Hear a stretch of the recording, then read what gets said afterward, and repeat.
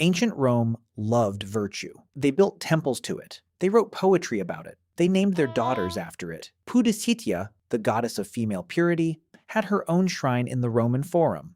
Mothers were celebrated for their chastity. Wives were honored for their faithfulness. The ideal Roman woman was modest, obedient, and untouched by the world outside her home. This was the public story Rome told about itself. And 2 streets away from the temple of the goddess of purity, there was a brothel, licensed by the state, taxed by the government, regulated by Roman law, operating in every city, every town, every military outpost in the entire empire. Rome did not just tolerate this. Rome built the system. Rome ran the system.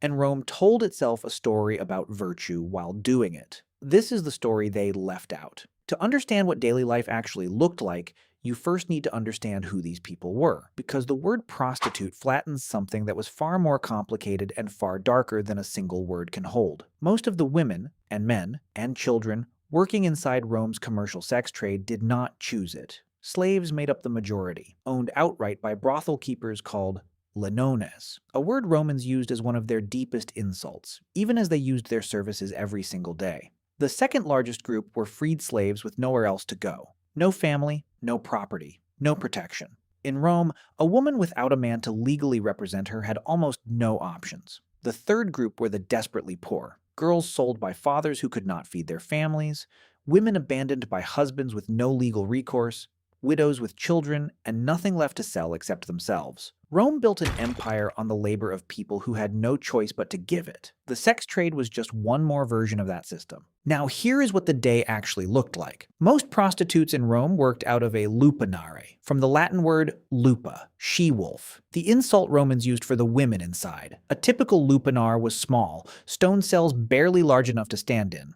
a wooden or stone bed frame, a thin mattress if you were lucky, a curtain for a door. The smell of the street came through constantly. Rome's streets had no sewage system worth mentioning. The noise never stopped. Carts were banned from the city during daylight hours, so they ran all night.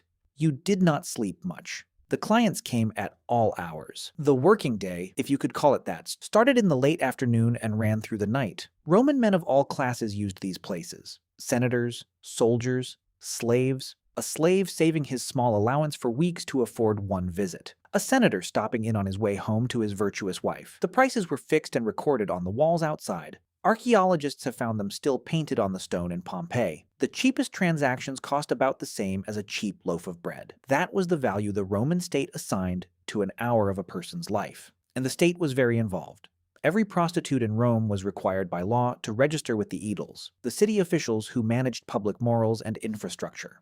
Registration meant giving up your name. In its place, you received a new one, a work name, usually crude, chosen to signal availability. Registration also meant giving up your legal status. Once registered, a woman was classified as infamis, without honor. Infamis meant you could not bring a legal case in court, could not marry a Roman citizen, could not inherit property, could not be legally protected from violence in most circumstances. The state required you to register. The act of registering destroyed your legal personhood. Rome had engineered a trap with no exit built into it. The tax collectors came regularly. The vectigul meretricium, the prostitution tax, was one of Rome's most reliable sources of revenue, collected monthly, non-negotiable, even if you had been sick, even if business had been slow, even if you had been beaten by a client and could not work for a week. The tax was still due. Caligula introduced the tax formally in 40 AD. It was considered so reliable as a revenue source that later emperors kept it long after they had repealed his other unpopular measures.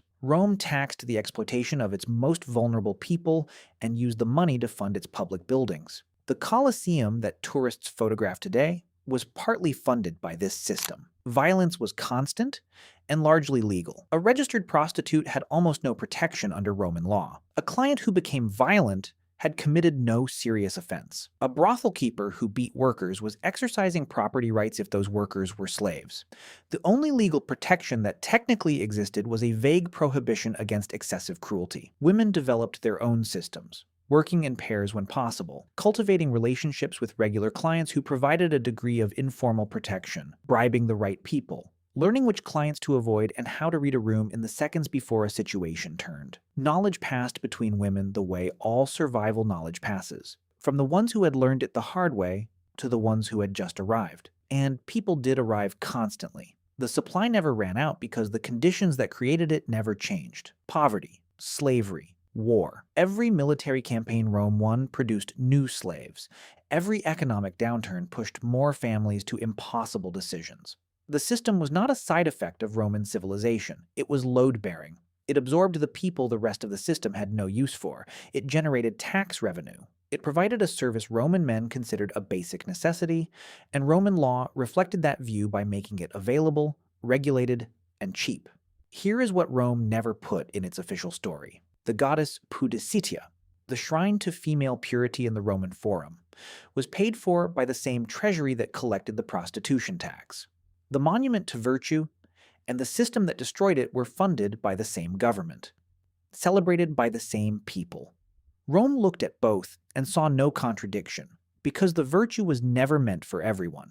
It was meant for the women in the houses of the powerful, the ones whose purity protected inheritance and bloodlines and the political alliances built through marriage. Everyone else was a resource, classified, taxed, used, and then written out of the official story of one of the greatest civilizations the world has ever produced. The temples are still standing, the brothel walls in Pompeii still have the prices painted on them.